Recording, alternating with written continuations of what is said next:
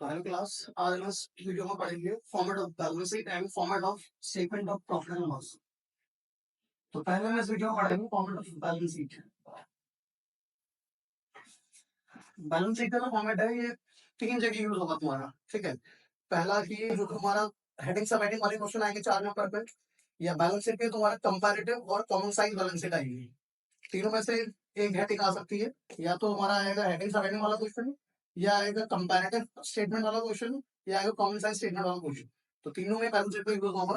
तो सबसे normal balance sheet का फॉर्मेट पता होना चाहिए। अगर नॉर्मल बैलेंस शीट के फॉर्मेट की बात करो तो इसमें तुम्हारे कॉलम्स आएंगे पर्टिकुलर्स,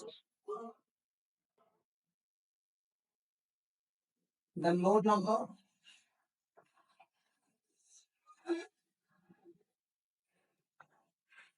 देन दो कॉलम और रहते हैं हमारा करंट ईयर अमाउंट और प्रीवियस ईयर अमाउंट।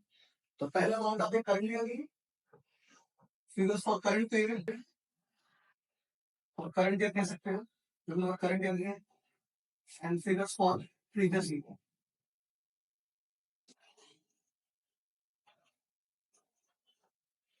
तो बैलेंस शीट नॉर्मल जो हमने 11th को पढ़ी थी वो थी पार्टनरशिप के लिए, उसमें तुम्हारा लाभांश अमाउंट ऐसा सब 4 कॉलम बनते हैं। तो तुमने पार्टनरशिप के लिए पढ़ा है इससे पहले एडमिशन टाइम एंड डिसोल्यूशन में।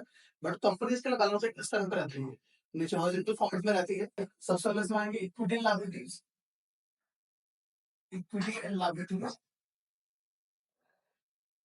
और दूसरी बात ऐसे में वो रहता है हेडिंग एसेट्स। अगर मैं सिंपल लैंग्वेज बताऊं तो भाई इक्विटी लायबिलिटीज में 3 कॉलम आएंगे तुम्हारे। सबसे पहला है शेयर होल्डर्स फंड,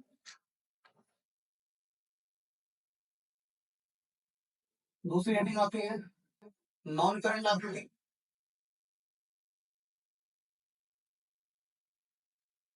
और तीसरी हेडिंग होगी लायबिलिटी साइड पे current liability,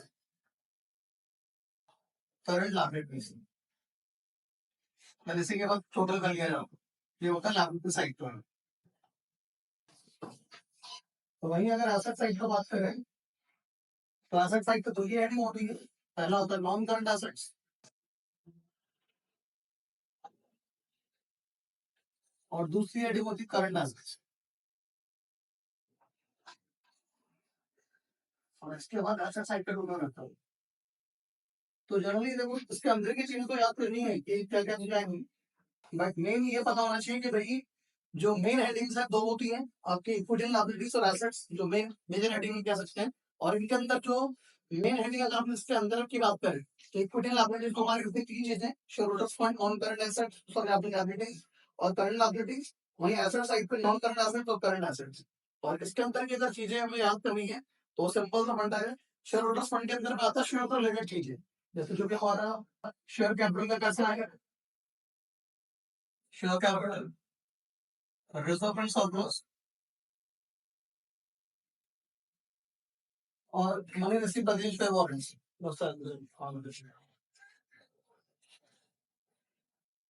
money received against your,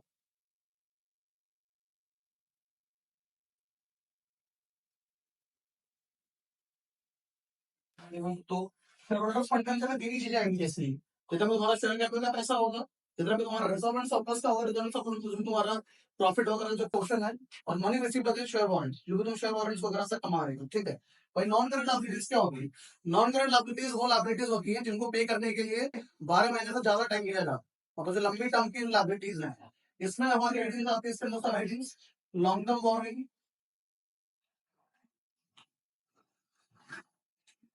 long term provision,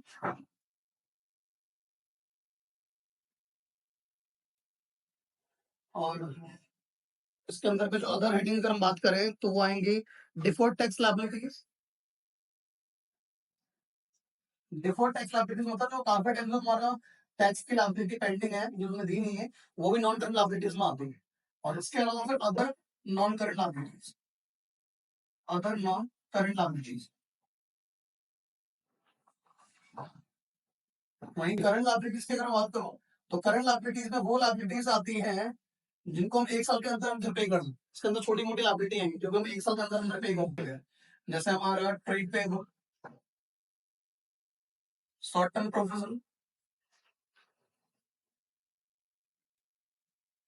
short term provision, short term borrowing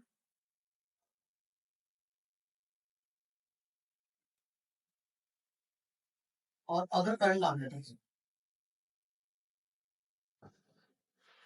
तो लायबिलिटी साइड का हमारा हो गया, इसके अलावा भी चीजें होती है, बट मेन हेडिंग्स जो है यही है। तो लायबिलिटी साइड पे हमारी तीन ही चीजें हैं, एक शेयर होल्डर्स फंड की अगर बात करें, दूसरा नॉन करंट लायबिलिटीज, तीसरा करंट लायबिलिटीज। और तीनों का मैंने याद करने का तरीका बता दिया। शेयर होल्डर फंड में सिर्फ शेयर होल्डर रिलेटेड चीजें आती हैं, share capital, reserve and surplus, money से पहले शेयर वारंट्स। वहीं नॉन करंट लायबिलिटीज में जो बड़ी लायबिलिटीज है, जो अमाउंट वाइज भी बड़ी है और जिनको हम लौटाते भी 1 साल के बाद है, मतलब 4 साल बाद, 5 साल बाद, 10 साल बाद, वो नॉन करंट लायबिलिटीज है। तो उसके अंदर आते हैं long term borrowing, long term provision, deferred tax liabilities और अदर नॉन करंट लायबिलिटीज। वहीं करंट लायबिलिटीज होती है जो छोटी मोटी लायबिलिटीज है, इसके अंदर हमारा आता है trade payable, short term provision, short term borrowing और अदर करंट लायबिलिटीज। ठीक है। एसेट साइड की बात कर रहा हूँ, asset side non current assets, current assets. Non current asset में हमारा आता है फिक्स्ड एसेट्स। फिक्स्ड एसेट्स के अंदर फिर अलग सा पार्ट है टेंजेबल एसेट्स, मतलब जिनको हम छू सकते हैं, हाथ से देख सकते हैं। इंटेंजिबल एसेट्स, जिनको छू नहीं सकते, जैसे हमारी गुडविल, कॉपीराइट, पेटेंट, ये चीजें हो गई। इसके अलावा फिर capital work in progress. Capital work in progress मतलब होता है तो बिल्डिंग वगैरह बन रही है, आधी अधूरी बनी है, बट है तो हमारी वो क्या है, एसेट्स ही है। ऐसे अगर कोई तुम्हारा गुडविल वगैरह, कॉपीराइट वगैरह, पेटेंट वगैरह आधा अधूरा है, उसको हम बोलते हैं intangible asset under development. Intangible assets under development.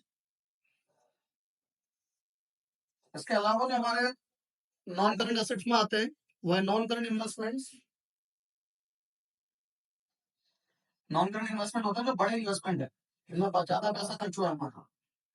इसके अलावा deferred tax assets, deferred tax liabilities ऐसा होती है होने के लिए तुमने कहीं पे कोई लायबिलिटी पे कर लिया, टैक्स वगैरह देना है। वैसे डिफर्ड टैक्स एसेट्स होते हैं जो कहीं से तुम्हें अगर पैसा मिल रहा है, बड़ी अमाउंट का पैसा बहुत टाइम से पेंडिंग है, वो अगर तुम्हें मिल रहा है। इसके अलावा long term loan and advances, भाई किसी को तुमने लॉन्ग टर्म के लोन या एडवांस दे रखा है, दिया है तो भाई वो एसेट है, क्योंकि कभी ना कभी लौटाएगा सामने वाला बंदा, और लिया है तो लायबिलिटी होती है। इसके अलावा भी हमारे अदर नॉन करंट एसेट्स होते हैं, वो यहाँ पे मैंने लिखा नहीं है। देन करंट एसेट्स हमारे छोटे मोटे एसेट्स, जैसे तुम कह सकते हो तुम्हारा ट्रेड रिसीवेबल और इन्वेंट्रीज। इसके अलावा तुम्हारे करंट इन्वेस्टमेंट,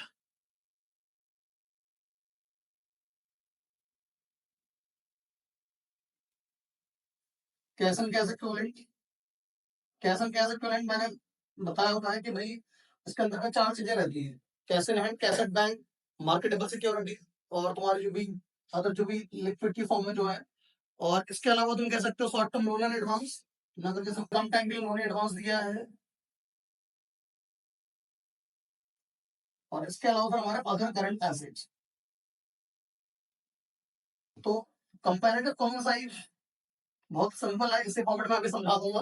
बट उससे पहले मैं ये पता होना चाहिए कि भाई नॉर्मल बैलेंस शीट क्या होता है। तो नॉर्मल बैलेंस शीट सिंपल यही है, दो हेडिंग रहती है हमारी, इक्विटी एंड लायबिलिटीज और एसेट्स। इक्विटी एंड लायबिलिटीज में 3 कॉलम होते हैं, share holders fund, non current liabilities और करंट लायबिलिटीज। वहीं एसेट साइड पे क्या होंगी, 2 हेडिंग होंगी, नॉन करंट एसेट्स और करंट एसेट्स। ठीक है।